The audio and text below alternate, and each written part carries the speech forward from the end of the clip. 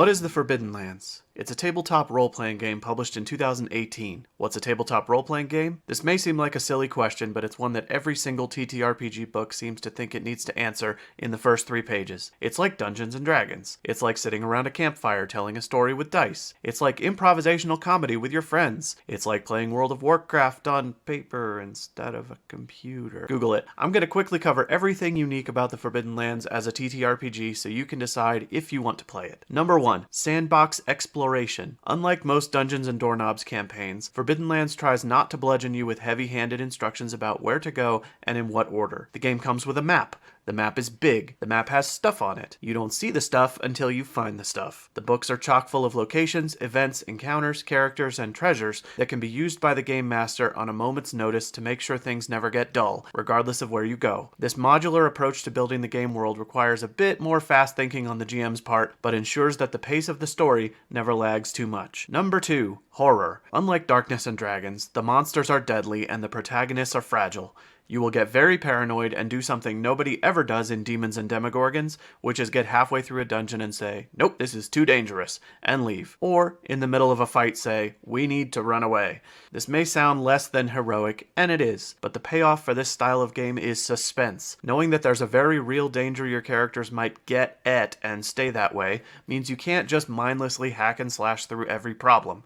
You might need to think creatively, plan carefully, and take calculated risks. The consequences are real, and there's no magical fairy dust you can sprinkle on your deadness to cure it. Well, mostly. Number 3. Survival. Unlike Daggers and Delving, you have to deal with truly heroic challenges like rain in your boots, running out of food, and head lice. This may sound like a lame way to spend an evening, but it does make the world feel dangerous, travel feel challenging and consequential, and makes it that much sweeter when you get to build your own safe place called. Number 4. Stronghold building. After playing the game for a while, you might happen into some sweet money and be tired of rain in your boots and lice in your roots and decide to build your own little fort in the game. You can do that because the game has detailed options for building and customizing your stronghold. But don't expect to just sit all jolly and safe there because you still need to eat and maintain and defend it, so you'll have to go out on adventures, which is what the game is all about. Aside from the usual gold, silver, shiny swords, and magic potions, players will collect resources like wood,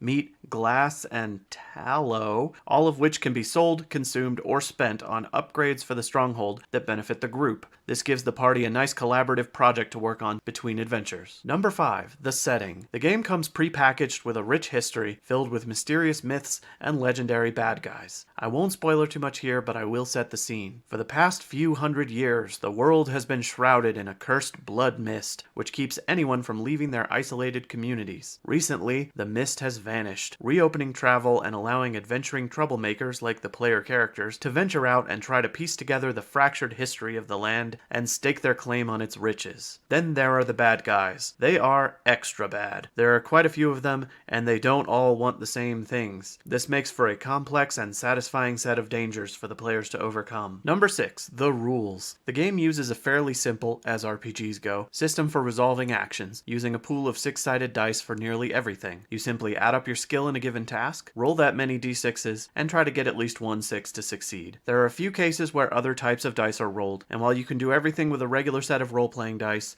the game recommends using their dice, with special symbols reminding you what the numbers mean. When players fail, they can push their luck by re-rolling, but might suffer extra consequences if they fail the second time. Rolling badly also rewards players with a resource called willpower, which can be spent to trigger various special powers. This takes the edge off of bad luck and somewhat rewards risk-taking. Combat in the Forbidden Lands is less tactical than in Downfall and Drama, and it's frankly less central to the game. Fights are rare, dangerous, and often to be avoided, but when they do happen, there's a pretty standard turn-based system where each character gets 2 actions per turn, often consisting of moving somewhere and then making a dice roll of some sort. Who makes this thing? Unlike Demons and Dark Mantles, which is made by semi-soulless toy conglomerate Hasbro of the Coast, this game is made by Swedish game and book publisher Free League Publishing, or Fria Ligan, who have blown up the RPG scene in recent years with an onslaught of sometimes similar but all generally respected games across a diverse set of genres, including Alien, yes, the movie one that you know about, Tales from the Loop, Mutant Year Zero, and others.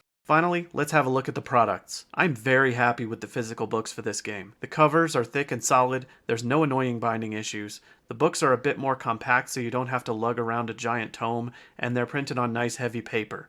The graphic style is made to look like old school black and white pen art, which somehow works really well for the mood of the game. The maps are mostly detailed bird's eye illustrations that communicate everything you want to know to set the scene and understand the layout, and then rely on text descriptions to drill down on individual room details. The character and monster illustrations get the point across, and some of them are really cool and evocative. You're not going to get the full color illustrations of every single character and monster that some mainstream RPGs give you, and that's totally okay.